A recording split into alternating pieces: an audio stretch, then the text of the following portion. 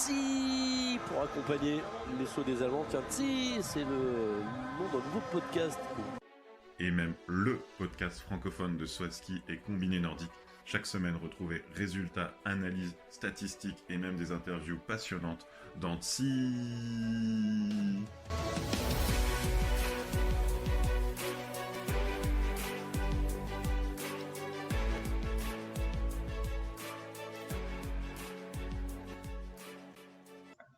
Bonsoir à tous et bienvenue pour ce nouvel épisode de TSI, le podcast francophone de saut à ski et de combiné nordique. Romain, tu es avec moi comme toutes les semaines. Comment ça va, Romain? Écoute, ça va, Will. Des circonstances un peu spéciales, vous l'entendrez pour le son, mais en tout cas, l'enthousiasme est là et on va débriefer cette première semaine des championnats du monde. Exactement, c'est le 19e épisode et donc au programme 100% Planitza. On va vous débriefer la première semaine des championnats du monde. Il y a eu pas mal d'épreuves, je crois que j'en ai compté 7 si je ne me trompe pas. Et du coup, on a de l'individuel, du par équipe mix. Je te propose de commencer par le premier concours qui était le concours dames qui s'est passé jeudi dernier. Oui, c'est ça, ça fait déjà quelques jours, mais les championnats du monde, ça nous permet de savourer les épreuves en les distillant une ou deux max par jour. Et donc on était sur le petit tremplin de Planitza, donc qu'on ne connaît pas en Coupe du Monde, mais que les athlètes connaissent pour beaucoup s'entraîner là-bas. Le K95 HS 102.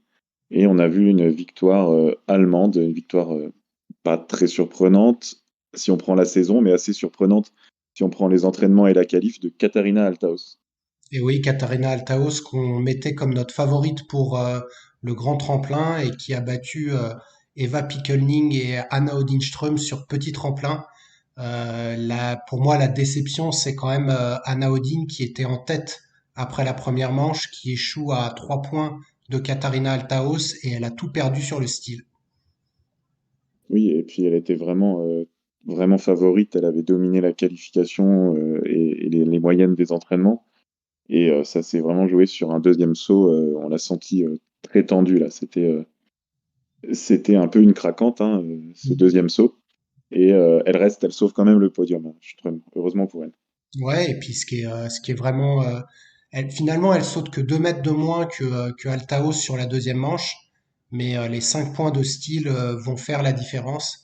Voilà, je l'ai pas revu ce saut, mais au-delà de la distance, parce que bon, elle fait la 5e place de la deuxième manche, hein, donc ça aurait pu être plus important comme dégringolade, mais c'est vraiment sur le style qu'elle a perdu les points. Pickelning finalement a été assez régulière sur les deux sauts et gagne de 0,9 points sur Ström et la 4e place est déjà à 6 points, donc il n'y a pas eu de déception pour la médaille en chocolat de Selina Freitag. Non, c'est ça. Et puis, mine de rien, on retrouve les trois premières de la Coupe du Monde aux trois premières places. Alors, dans le désordre, mais on a un podium qui est conforme à la saison. Et, enfin, en tout cas, moi, j'aime bien quand c'est ça. Il y avait un peu de suspense à savoir qui allait gagner, mais on a les meilleurs devant. C'était pas une loterie. Donc, c'est très bien ainsi. Euh, j'ai envie de dire, la déception en Slovénie, elle est venue des Slovènes, quoi. Exactement, ouais. La première Slovène, c'est Nika Križnar qui termine 11e. Elle était 18e de la première manche et elle fait un très beau deuxième saut à 95 mètres qui lui permet de gagner cette place.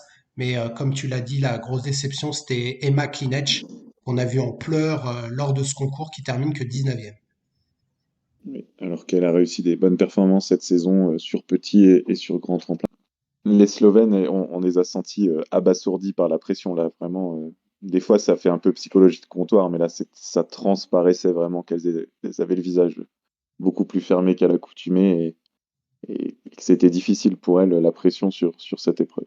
Ouais, et puis l'autre exemple, c'est Nika Preutz qui a terminé 29e de la première manche, qui termine 10e au global, donc elle fait une superbe remontée de 12 places, mais le mal était fait avec 88 mètres de la plateforme 16. Et donc on reverra les Slovènes dans les autres concours de femmes et mix, et on verra si elles ont réussi à dompter cette pression. Bonne performance pour Joséphine Panier qui termine 13e, 19e de la première manche, elle gagne 6 places.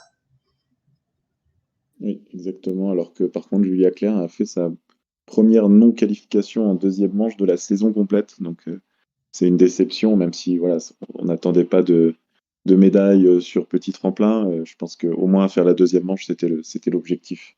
Et Voilà, moi, j'ai et retenu Lilou une autre Zepchi déception par et rapport à la Machervey. saison. Oui, vas-y, vas-y. C'est Alexandria Lutit, parce que c'était une des favorites petit tremplin, et qui était déjà pas tout devant en première manche, et qui a eu une coach request calamiteuse en deuxième manche. Oui, Alessandria Lutit qui était huitième lors du premier saut et donc potentiellement avec un super saut, elle pouvait terminer près du podium. Tout le monde partait de la 15, elle a voulu partir de la 14, donc elle devait faire au moins 96,5, qui est 95% du HS 102. Et comme tu le dis, elle s'est ratée, elle a fait 85,5, donc c'est pas elle l'a raté de quelques centimètres, hein, elle le rate de plus de 10 mètres. Et cela la met dernière de la deuxième manche et donc 26e. Donc en effet, Alessandria qui a bien réussi les championnats du monde junior, mais qui là, au niveau senior, n'a pas tenu la pression ou en tout cas voulu jouer un peu avec les coach requests. Je me rappelle, tu m'avais un peu écrit sur est-ce que se reposer avant les championnats du monde avait été une bonne chose. Tu veux nous en dire un mot? Oui, c'est vrai que il y a pas eu de prime, et d'ailleurs ça vaudra chez les hommes aussi. Il n'y a pas eu de prime aux impasses. Finalement, celles qu'on a retrouvées devant, elles étaient toutes à Rasnov. Et même, par exemple, Nika Krishnar, qui a pris une longue pause de plusieurs semaines depuis Willingen, n'ont pas été tout devant. Il n'y a pas eu de médaille de ceux qui ont fait les impasses. Donc, prime finalement à rester peut-être dans le rythme. Alors, Là, c'est on un peut peu donner facile à dire les, de l'extérieur, mais en tout cas, ceux qui ont été à Rasnov n'ont pas été pénalisés. Oui, on peut donner les résultats. Donc, Maren Lundby qui termine septième de ce concours. Marita Kramer qui termine 23e du concours. Tu as mentionné Nika Krishnar. Et puis, alors, Silly Opset, je me rappelle pas. Elle a pas sauté, je crois. Voilà, et en fait, il y avait une sorte de qualif interne des Norvégiennes. Ouais. Et elle était moins bonne que Kvandal pour la quatrième place. Bon, bah, ça veut dire qu'elle n'a pas résolu, là, dans ces quelques semaines de pause, qu'elle n'a pas résolu ses problèmes de petit tremplin, mais on a hâte de voir ce que ça donnera sur le grand. Et donc, tu as cité Kramer, sa 23e place l'a privée de par équipe féminin. Mm. Et Takanashi, qui n'était pas en forme, est tombé aussi avant le par équipe féminin et n'était pas dans le par équipe. Donc, dans ce par équipe féminin, donc on a finalement des grands noms qui n'étaient pas présents pour les épreuves suivantes. Voilà, Sarah Takanashi a terminé 20e, mais comme tu le dis, elle est tombée lors des entraînements du par équipe.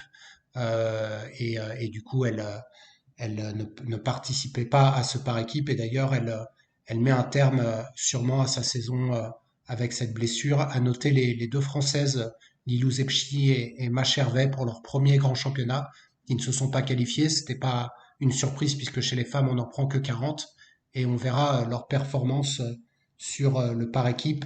Mentionnons quand même celle qui a terminé cinquième, Thea Minian Bjørset, la Norvégienne qui était déjà en forme sur les derniers concours et qui termine dans le top 5.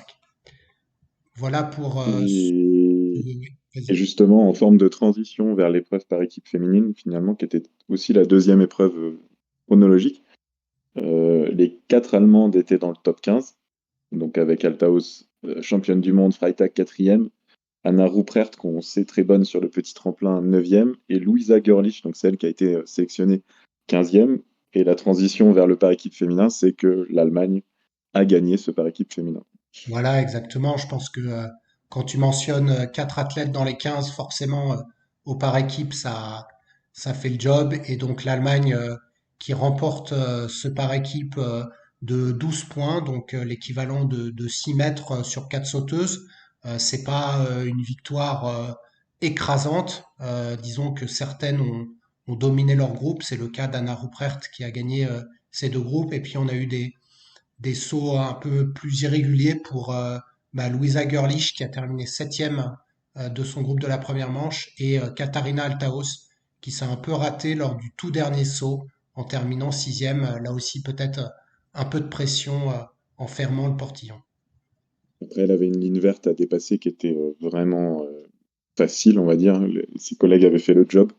Et donc, elle avait, enfin, du coup, même si c'est vrai qu'elle fait pas un très bon saut, on n'a pas vraiment tremblé pour l'Allemagne. Et les deuxièmes, ce sont les Autrichiennes, donc sans Kramer, avec Saïd Fritzberger qui a pris la quatrième place dans le par équipe. Et c'était malheureusement pour l'équipe d'Autriche le point faible dans son groupe. Je crois que c'est le deuxième, elle perd plus de 30 points sur Freitag. Et donc, alors que les autres groupes sont à peu près cohérents, donc on voit que l'Autriche était finalement, il manquait juste une quatrième, mais bon, c'est le principe quand même du par équipe. Et troisième place pour la Norvège. Exactement, Siegfried Wegerer qui, comme tu l'as dit, si on prend les trois autres Autrichiennes, dont une excellente Julia Mühlbacher qui avait terminé 11e en Oui, individuel c'est et vrai. qui a Mm. fait deuxième et première de son groupe, elles auraient gagné, mais la compétition par équipe c'est à 4 et du coup il fallait une quatrième Autrichienne. Troisième c'est la Norvège menée par Thea Minian Bjørseth qui suite à son résultat de la veille a fait première et deuxième de son groupe. Ça n'a pas suffi puisque Anna Odinström, mais surtout Gvandal et Lundby ont été un ton en dessous et la Norvège n'a jamais été en état pour dépasser ni l'Autriche ni l'Allemagne. Oui, c'est ça. Et Vandal, avec des notes calamiteuses, elle a vraiment elle a des douleurs, elle a du mal à poser, donc c'était des 46 points techniques, c'était des 15, quoi. Et malgré ces sauts, finalement, on est critique de la Norvège, on les a pas senties flamboyantes, mais elles prennent une médaille devant les Slovènes, les 4 Slovènes à domicile, qui finalement n'ont jamais vraiment rêvé de médaille, vu que leur premier groupe, c'était, je Maja crois que c'était Vitic. Stitch. Ouais. Voilà, donc du coup, c'était aussi la plus faible.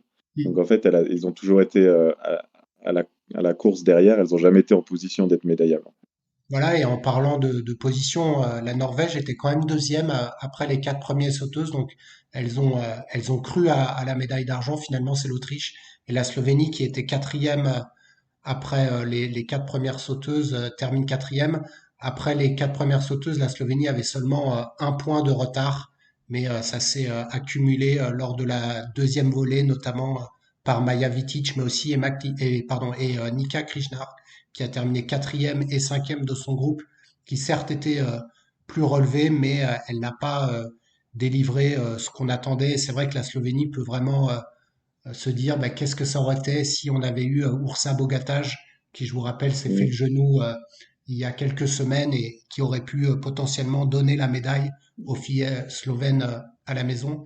Cinquième, on a les japonaises. Là aussi, il manquait la tête de liste Sara Takanashi et le Japon n'a pas non plus été capable de jouer le podium.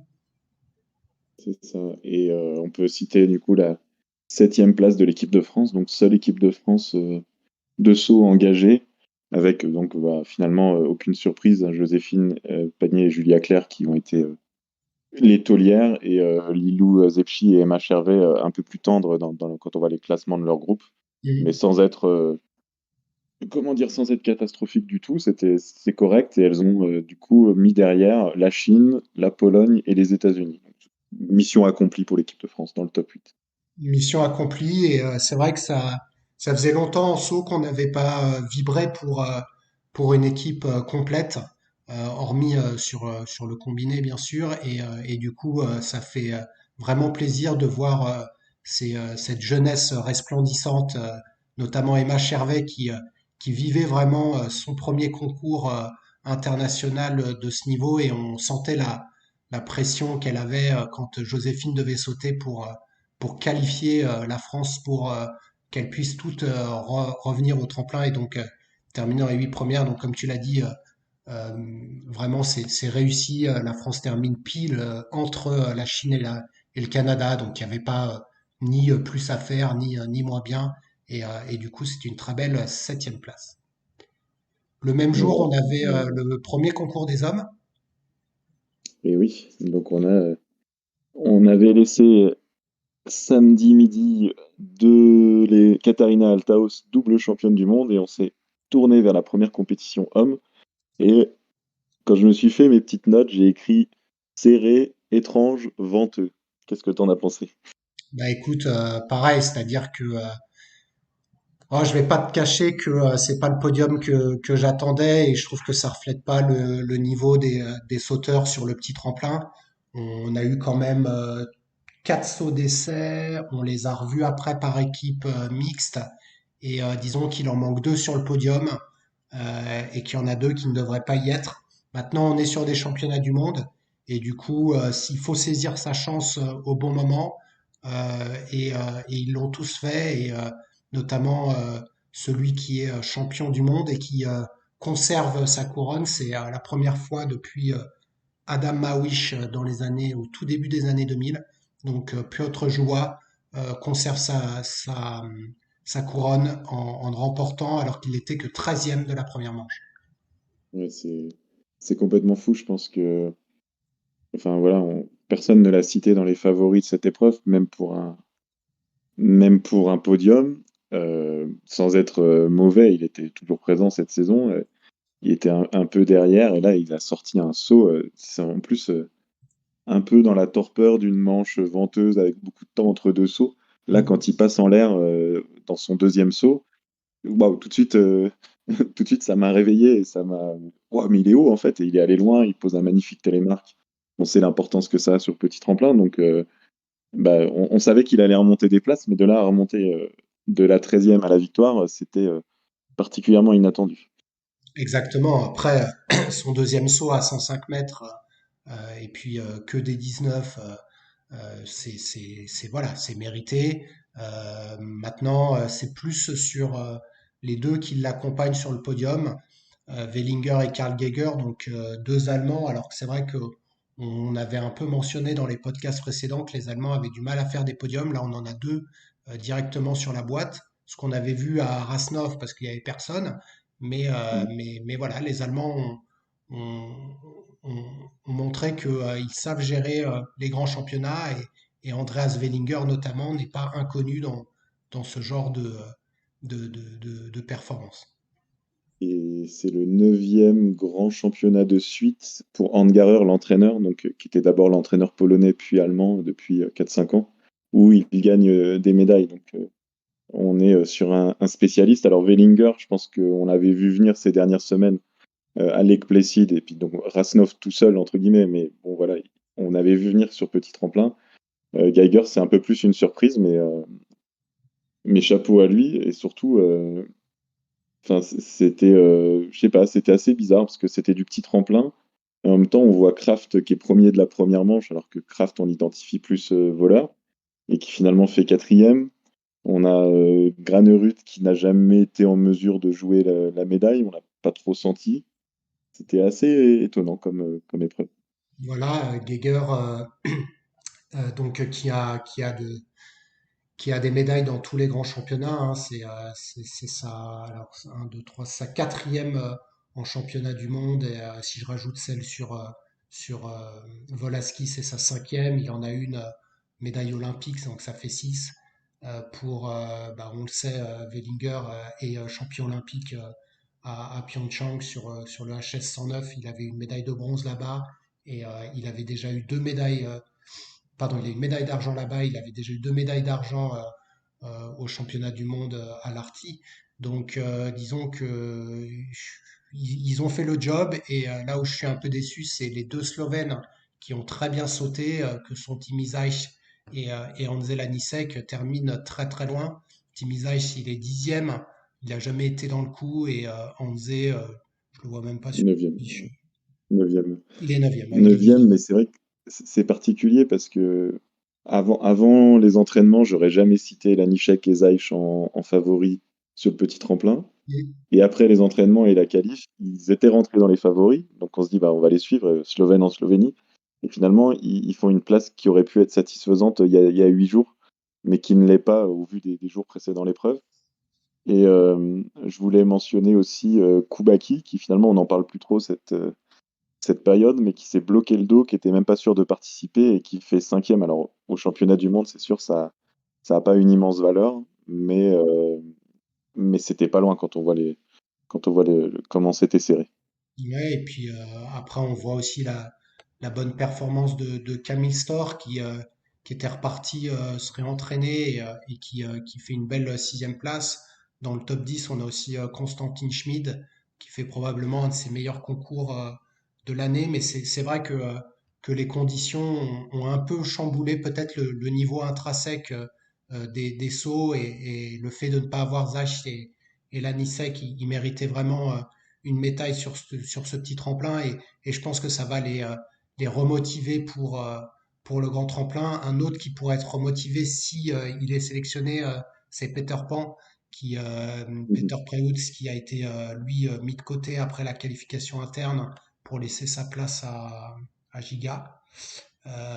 Bon, Gaël Ovrokos, ouais. et Lovrocos, voilà, Giga qui termine 23e. Donc je me dis que Peter Preutz, dans ce type de conditions, pouvait faire mieux que 23e. Maintenant, c'est la dure loi de la sélection.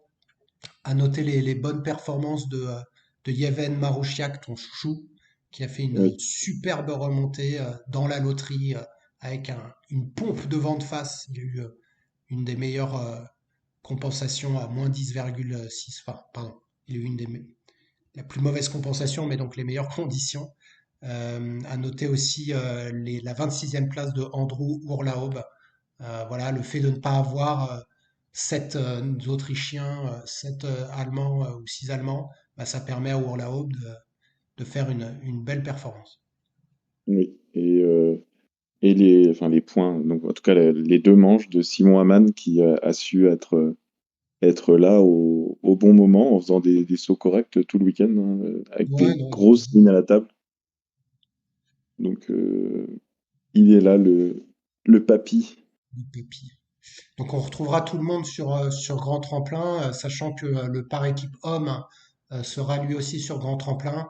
Et donc sur Grand Tremplin, c'est vrai que là on n'a pas parlé par exemple d'Alvor Egner Granerud qui était un peu plus en retrait. Il fait quand même une bonne performance, mais il sera le favori sur Grand Tremplin avec David Kubaski s'il s'est remis de son dos. On devrait voir Timi Zajc, on devrait voir Hanze, on devrait voir Stefan Kraft, Andy Wellinger, potentiellement Daniel Schöffning et Kobayashi, voire Geiger. Donc on va avoir, je pense, un très très beau concours sur le grand tremplin. Alors c'est pas le Velikanka, hein. Non, non, c'est le HS 138, on va dire tout ce qu'il y a de plus classique, mais c'est normal, hein. Ce sont les championnats du monde. Mais on avait une dernière épreuve sur le petit tremplin en saut spécial, et c'était le dimanche pour clôturer cette session de petit tremplin, le par équipe mixte. Donc ce par équipe mixte qui, bah, pour le coup, moi je trouve qu'elle m'a emballé cette épreuve. J'ai beaucoup aimé le suspense. Et finalement, c'est sympa d'avoir les deux meilleures femmes, les deux meilleurs hommes de chaque pays. On avait une épreuve relevée et, euh, et pas mal d'enjeux, pas mal de suspense. Mais le même vainqueur que précédemment, c'est l'Allemagne qui a conservé son titre d'Oberstdorf et ce qui a offert, enfin, elle se l'est offerte toute seule, un troisième titre mondial à Katharina Althaus. Exactement. Alors après, là encore, hein, quand on vous a dit les résultats dans le par équipe femme et qu'on rajoute les deux médaillés sur petit tremplin homme, l'Allemagne paraissait favorite là aussi du team mix, mais comme tu l'as dit, un concours vraiment sympa où il y a eu du suspense jusqu'au bout et l'Allemagne qui n'était pas en tête après les 4 premiers sauts puisque c'était la Norvège et qui bat la Norvège de 13 points, donc à peu près 6 mètres. Une équipe de Norvège emmenée par les femmes que sont Anna Odinström et Thea Minian Bjørset.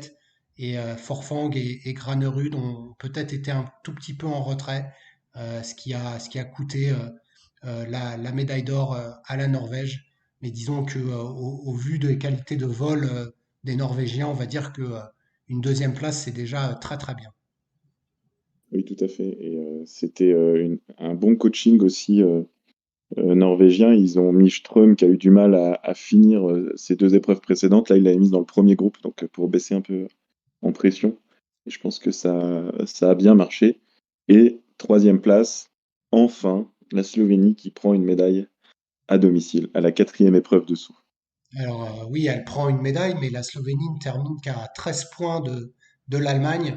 Et quand on voit que Katarina Althaus a fait 266 points et Emma Klinec en a fait 224, Je pense que du côté de trois des quatre Slovènes, on peut être très déçu parce que c'était une médaille d'or qui leur tendait les bras tant Nika Krishnar et Timi Zajc ont bien sauté. Et c'est vrai que j'étais un peu déçu pour eux parce que Emma Klinec n'a pas du tout rempli le contrat. Je sais pas si tu as le même ressenti. Non, non, et surtout, on faisait pas de podcast à l'époque, mais en 2021 à Oberstdorf, j'avais eu la même réflexion. Elle a fait des super épreuves individuelles, elle avait planté les par équipes. Et je, enfin, c'est toujours facile à dire, mais en voyant à l'écran, je pense qu'elle se met une pression monumentale dans les par équipes qui l'inhibe en fait, hein. C'est du saut à ski, on sait que c'est un sport mental et on va dire elle a fait le job. Je pense que vu de là où il partait de jeudi l'épreuve individuelle, j'ai j'ai envie d'aller de voir le positif en disant ils ont enfin fait cette médaille. Alors le titre était jouable, mais ils ont enfin fait cette médaille et il reste une semaine de grand tremplin pour faire mieux. Non, c'est vrai que ça lance l'équipe de Slovénie. C'est première médaille de la Slovénie sur son sol, puisque Planica n'a pas eu le droit d'organiser, enfin n'a pas obtenu l'organisation des championnats du monde de nordique sur ses deux premières candidatures. Et donc c'est vrai que cette médaille, elle était attendue, elle arrive là où je pense on l'attendait le plus, c'est-à-dire le mixte.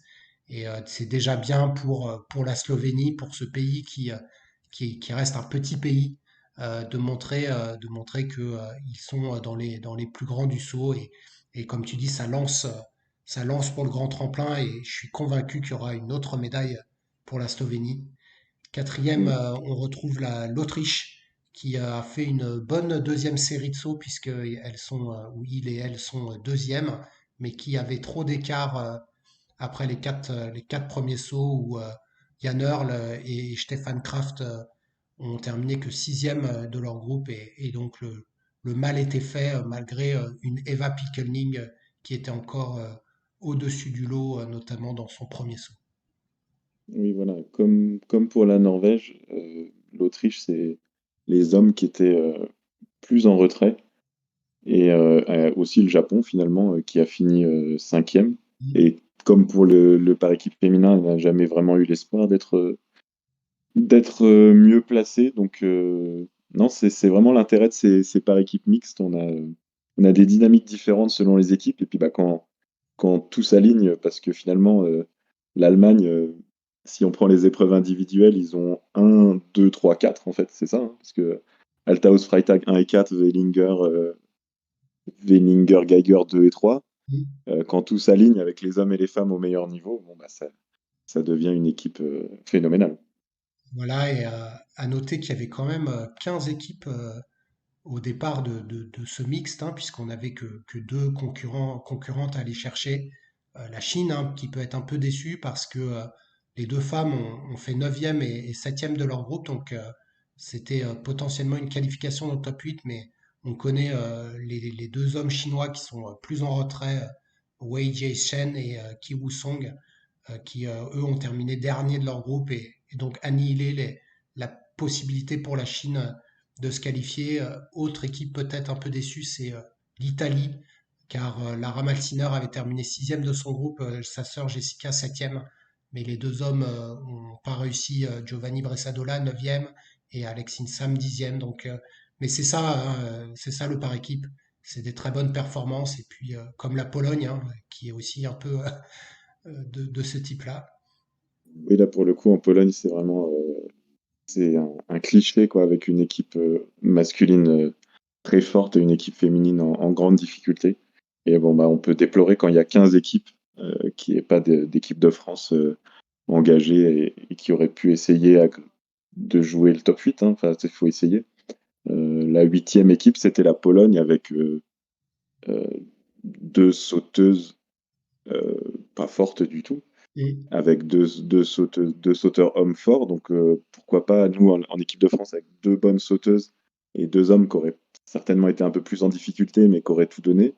On va dire, voilà, on dirait qu'il y aurait eu bataille pour le top 8-10. oui, Et voilà, déjà, parce que quand tu regardes les Chinois, nos deux Français sont sûrement meilleurs que les deux hommes chinois et les deux femmes sont au niveau, si ce n'est meilleur que les deux filles chinoises. Donc peut-être pas le top 8, mais une neuvième, dixième place était à la portée. Et d'avoir Enzo Milesi et Mathis Contamine ou Alessandro Badbi ou même Valentin Foubert avec Enzo, je pense que ça se tentait, d'autant plus que pour terminer sur le saut à ski, la coupe continentale de Brotterode a été annulée pour cause de vent violent. Vous le savez, on a eu pas mal de vent ce week-end et du coup, la coupe Conti on a fait les frais. Donc, je pense que les Français devaient être un peu déçus puisqu'ils ont été en Allemagne et ça n'a pas sauté. Voilà, bon, ça, c'est sûr que personne à la fédération ne pilote le vent et ne pouvait deviner par avance, mais ça rend encore un peu plus amer l'absence d'équipe française. Voilà, donc pour le programme du saut à ski à venir, donc vous vous retrouverez dès demain sur le tremplin avec les qualifications femmes, donc demain matin, pardon, non, c'est demain soir. Donc mardi, oui. Ouais, Ouais. c'est mardi à 18h30, pardon. Ensuite, mercredi, on a le concours femmes à 17h30. Le 2 mars, jeudi, on a les qualifications hommes à 17h30. Puis vendredi, le concours homme à 17h30 et on terminera en beauté samedi à 16h30 avec le concours par équipe masculin. Donc du saut à ski tous les jours, on ne va pas se plaindre. Non. Et puis surtout que le programme des championnats du monde inclut également le combiné nordique, qui nous a offert 3 compétitions. Je sais pas trop quel mot employer, j'allais pas dire pas extrêmement trépidantes, on va dire. Bah, moi j'ai bien aimé la compétition homme, mais je sais que toi ça a été moins ta tasse de thé, mais c'est vrai que la combinaison d'un petit tremplin, puisque là aussi les combinés ont sauté sur le même tremplin que les sauteurs spéciaux. Donc il y a eu énormément de sauts sur ce tremplin-là qui a dû écumer un nombre de sauteurs. Alors je les ai pas comptés, mais ça a été assez énorme. Et du coup, la piste était très brassée du fait des températures printanières qui sévissent en ce moment sur les massifs alpins. Mm. Et donc la première épreuve de combiné au programme était l'épreuve féminine, remportée, comme le reste de la saison, par Guida Westphal-Hansen. Mais si on a eu une vainqueur classique, c'est vrai quand même, je suis un tout petit peu injuste parce que le scénario de la course de fond n'était pas si banal que ça et nous a quand même fait vibrer. Exactement, hein, sur le papier, on avait Guida qui partait avec 20 secondes d'avance sur Nathalie Armbruster, 28 secondes sur Haruka et 30 secondes sur Yuna Kazai et Annika Sif. Donc on se disait, bon, 20 secondes, Armbruster va pas les manger. Et moi, j'avais parié sur une Ida Maria-Gun qui partait à 1 minute 8, mais je pense que tu trouvais que c'était un peu loin, une 11e place. Et on a eu deux faits de course. Déjà, une Ida Maria-Gun qui était en feu, qui a rattrapé très très rapidement les concurrentes entre la 6e et la 10e place. Et puis qui s'est retrouvée aussi rapidement dans le groupe avec Armbruster et Kazai. Et puis Guida qui est tombée. Voilà, c'est ça. Du coup, à la fin, après 2,5 km, 3 km, on a Ida Maria-Gun qui a refait. Elle est revenue à une dizaine de secondes. À un moment, il y a eu une incrustation, ça mettait 12 secondes. Donc, elle avait repris quasiment 1 minute en 3 km, avec effectivement la chute de Guida. Mais elle avait trop donné. C'est un sport d'endurance, le ski de fond. Et il y a des règles physiologiques aussi qui fait que j'aurais pas aimé être ses jambes dans la dernière montée parce que euh, elle a dû avoir une montée d'acide lactique totalement phénoménale après sa remontée. En fait, elle a tout simplement visé le titre. Si elle avait voulu être deuxième, elle avait le niveau de ski pour revenir et on va dire peut-être plus intelligemment, plus progressivement, et viser la deuxième place. Elle a tout simplement visé le titre et gloire à elle, hein, parce qu'elle nous a. C'était peut-être la course de combiné féminin où il y a eu le plus de suspense de la saison. Mais par contre, quand l'acide lactique a gagné la partie dans ses jambes, elle s'est fait repasser par Armbruster et Kassai et elle a du coup, même pas pris de médaille. Elle a fini quatrième. Voilà, elle termine quatrième à 30 secondes et Armbruster qui bat Haruka Kasai au sprint. Haruka Kasai qui remporte donc une médaille un peu inespérée au vu des podiumables qu'on avait eu depuis le début de l'année, mais elle a su faire le grand saut quand il fallait et derrière gérer une course de fond où elle fait quand même troisième derrière Ida Mariagan qui son, euh, malgré son coup de fatigue remporte la course de fond devant Anyu Nakamura et donc Haruka Kasai, hein, les skis des Japonais qui allaient très très bien sur cette épreuve. Petite déception pour Annie Kassif qui ne termine entre guillemets que sixième, mais qui n'avait fait que cinquième du saut. Et on sait que c'est là où elle peut créer l'écart. Et Lisa Erner qui était déjà un peu en, en baisse de forme, qui ne termine que dixième. Oui, c'est ça, Nick Sif. Moi, j'avais misé dessus pour la troisième place du podium et non, effectivement, il aurait fallu un meilleur saut. Et finalement, on a quand même un classement assez varié, avec quand même la logique Guida Westphal-Hansen, Arbruster devant, mais quand même un peu de suspense derrière. Et on a la 15e place de Lena Brocard. Je pense que son 16e, enfin, du coup, a été 16e du saut. Et je pense que c'était plus en retrait que ce qu'on a vu ces dernières semaines. Il y a peut-être un peu de déception quand même pour elle.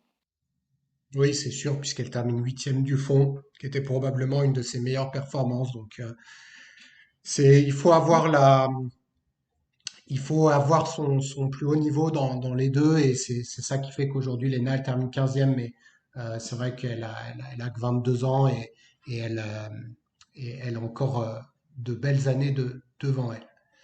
Surtout que pour elle, On- ces championnats du monde étaient terminés parce qu'il n'y a pas de combiné féminin sur grand tremplin et il n'y avait pas d'équipe mixte française engagée. Donc, c'était des Exactement. championnats du monde one shot.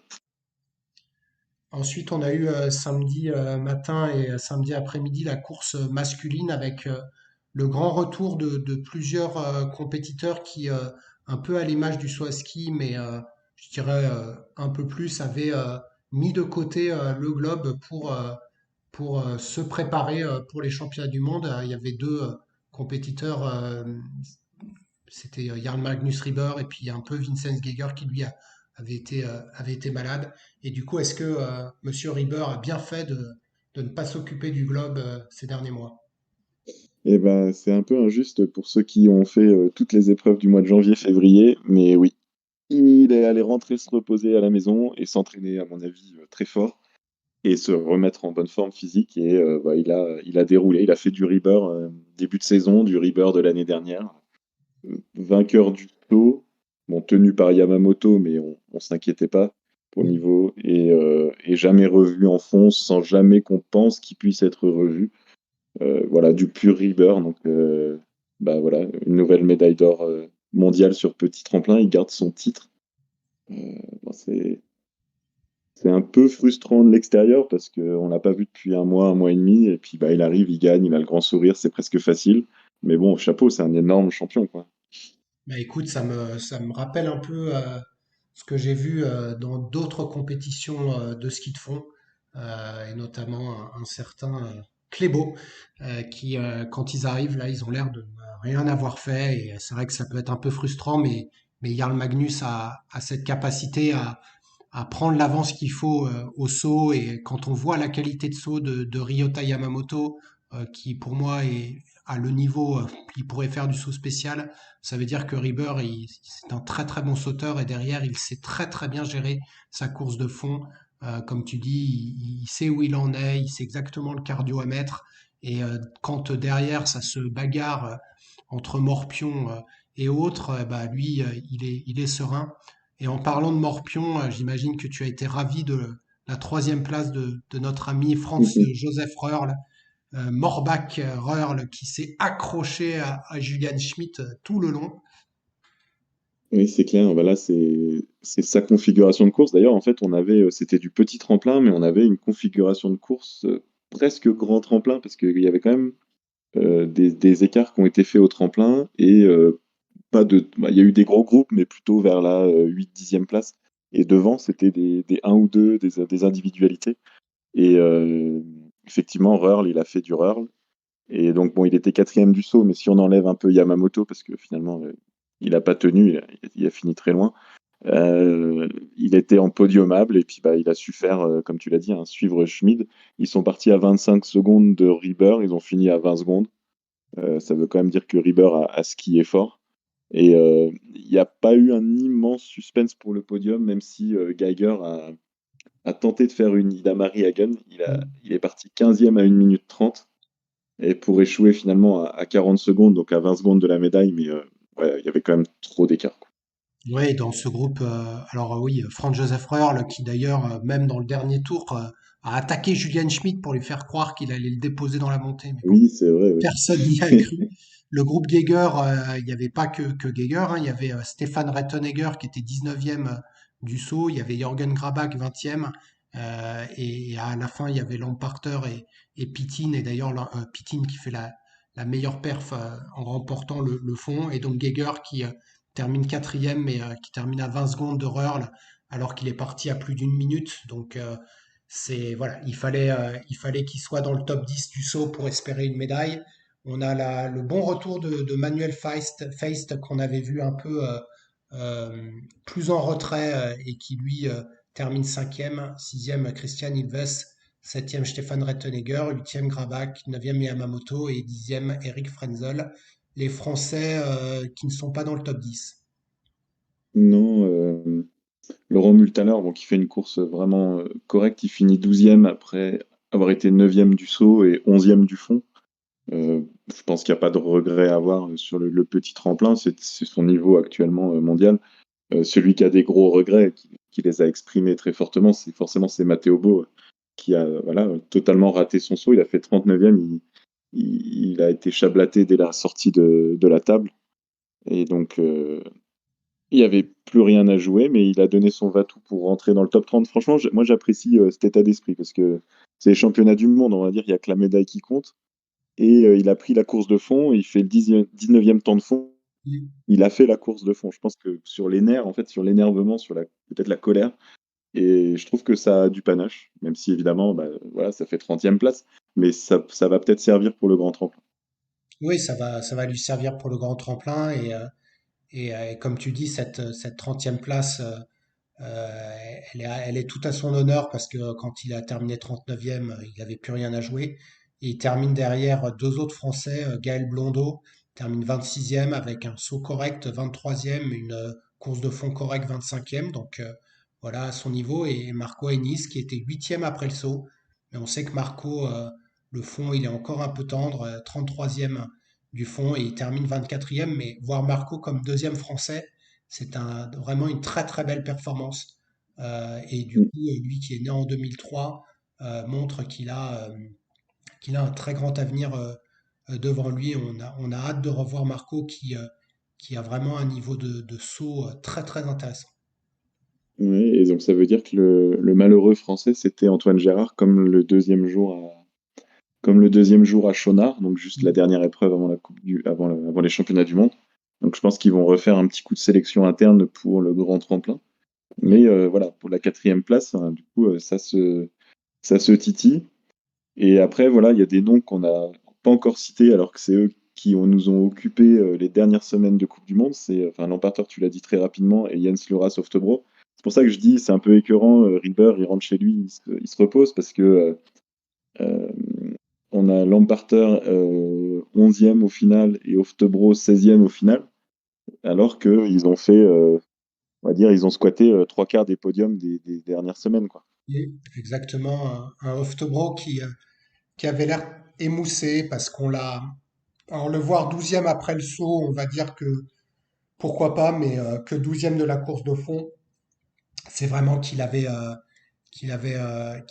émoussé. Donc j'espère qu'il va retirer quelque chose si ce n'est pas une médaille, bah, que il va se battre en tout cas jusqu'au bout pour le globe, mais on les attend sur grand tremplin. On les retrouvait d'ailleurs tous hier dimanche pour le par équipe mixte et donc une équipe de Norvège sur le papier représentée par Gida Vesvold Hansen, championne du monde, Jarl Markus Rieber, champion du monde, Ida Marie Hagen, meilleure fondeuse et presque sur le podium, et Jens Lura Oftebro, deuxième de la Coupe du Monde. Je me demande cette équipe si elle a réussi à faire un bon résultat. Là, là, au terme d'un suspense totalement absent. Ils ont été sacrés champions du monde. Le système de points aussi en combiné donc par équipe mixte, c'était quand même la première apparition au championnat du monde. Fait que j'avais eu ce pressentiment à OTP pour la première et qui s'est confirmé là. Quasiment l'impression que le saut ne sert à rien en fait. À chaque fois, les écarts sont assez faibles à l'issue du saut. Et donc, bah, on avait la meilleure équipe de fond qui était la Norvège, parce que bah, avec des fusées comme Oftebro et Ida Marie Hagen, et puis des très bons comme Rieber et Vestfold Hansen, il n'y avait bah, aucun suspense en fait. Oftebro a fait la course contre Geiger, donc les écarts se sont à peu près maintenus. Et quand c'était Ida Marie Hagen contre Jenny Novak en deuxième relayeuse, bah, l'écart a été fait tout de suite et puis la Norvège s'est envolée, quoi. Ouais, et, comme tu le dis, le classement de la course de fond et le classement final de l'épreuve.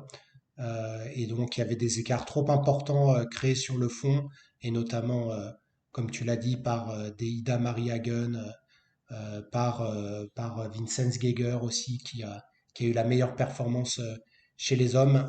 L'Allemagne qui termine deuxième, notamment grâce à Vincenz et grâce à Julian Schmid. Armbruster aurait pu faire un peu mieux et Jenny Novak, comme attendu, était un cran en dessous, mais elle s'est bien défendue. Quand Jenny est arrivée et que l'Allemagne était deuxième, on savait que c'était dans la poche. Et troisième, l'Autriche.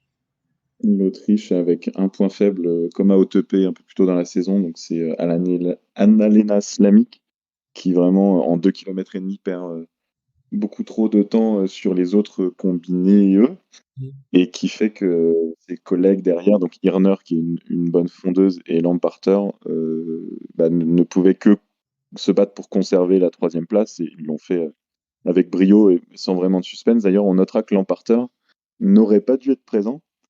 C'était Röhrl qui avait été choisi avec Stefan Rettenegger. Je pense que la règle chez les Autrichiens, c'était de prendre les deux premiers de l'individuel. Et Röhrl, au lendemain de sa médaille, s'est trouvé être malade, se sentir D'accord. fiévreux, et il a laissé la place à Lamparter, qui du coup emporte une nouvelle médaille dans des championnats du monde, alors Voilà, qu'il est mais toujours. Lamparter et Oftebro, donc on avait dit un peu en retrait, sont quand même partis avec une breloque et donc ça va leur enlever une petite pression. C'est le cas aussi de Vincenz Geiger. Donc là, chez les hommes, on a déjà pas mal de top athlètes qui ont eu une médaille. Donc ça veut dire qu'on remet tout à zéro pour le grand tremplin. Donc on va vous donner le programme. Je ne sais pas si tu l'as sous la main. Oui, non, c'est ça. Après, donc quatrième, il y avait l'Italie pendant que je cherche le programme, mais à quasiment une minute du podium. Et cinquième, le Japon, pareil, avec quand même un Yamamoto qui a perdu 55 secondes sur Oftebro en 5 km. C'est dramatique, hein. On peut rien jouer dans ces conditions-là. Et Voilà, il y a Yamamoto qu'on attendra sur grand tremplin où il peut créer un peu plus d'écart. Donc le par équipe, ce sera le 1er mars, donc mercredi, avec le saut à 11 heures et le fond à 15h10. Donc une équipe de France qui sera là. On verra quel est le quatrième coureur qui sera sélectionné. Et puis le dimanche, pour clôturer ces championnats du monde, on aura le Gundersen sur grand tremplin, donc le HS 138, avec le saut à 10h30 et le fond à 15h. ah oui, le dimanche, donc c'est la fin, le jour du 50 km. Ouais, Et donc, c'est même et bah après, écoute, c'est peut-être après le 50. ok, donc c'est clôturé, bah, c'est bien de mettre un peu de lumière sur le combiné. Je sais pas, Et hein, je donc, me, je me dis à 15h, à moins qu'il fasse le 50 encore plus tard. il y a des chances, ouais, c'est vrai. En tout cas, c'était cette première semaine des championnats du monde. C'est quand même le temps fort de la saison. Je sais pas, un petit sentiment, un poil mitigé. Je m'attendais à plus de folie à Planitza. Depuis des mois, on parle de Planitza et c'est resté assez sage pour l'instant. Ouais, C'est vrai que les Slovènes, ils jouent rien en combiné, ils jouent rien en ski de fond. Donc je pense qu'on est un peu loin de la folie de Planica Volaski. Mais Planica grand tremplin, on peut espérer que ça va s'animer un petit peu. exactement. Et il y avait aussi une coupe FIS la semaine prochaine, c'est à Oberhof. Et la coupe Conti est à Iron Mountain aux États-Unis. Donc à voir si les Français vont faire le déplacement en Amérique. Je suis pas sûr, hein. Il se peut qu'ils aillent à Oberhof. On se renseignera. Et pour clôturer, on avait une étape nationale dans le Jura, la tournée du Jura, euh, qui avait donc la tournée du Jura de saut à ski et de combiné nordique à Chaux-Neuve. Tu veux nous en dire un mot? Oui, alors j'ai pu suivre le début, donc ça se passait sur le 28 mètres. Chaux-Neuve en nocturne, c'est vraiment sympa. On n'a pas l'occasion de le voir sur les Coupes du Monde. Et donc c'est toute la jeunesse, ça s'appelle Tournée du Jura, mais c'est la jeunesse de toute la France qui venait, donc jusqu'au U13.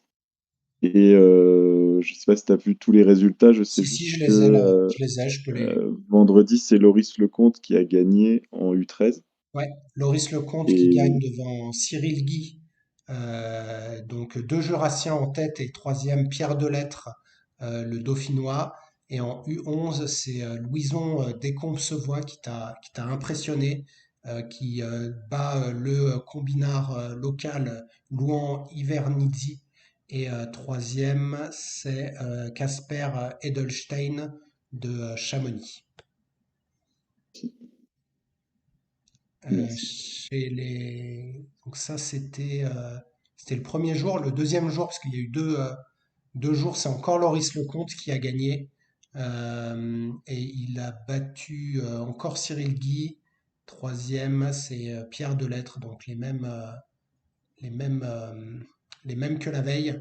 Et chez les U11, c'est Louison de Combesevoie qui a battu Louan Ivernizzi et Tyler Carroll qui est rentré. Capucine Ménil a gagné chez les filles. Et la veille, c'était déjà Capucine Ménil, donc qui est vraiment la sauteuse en forme.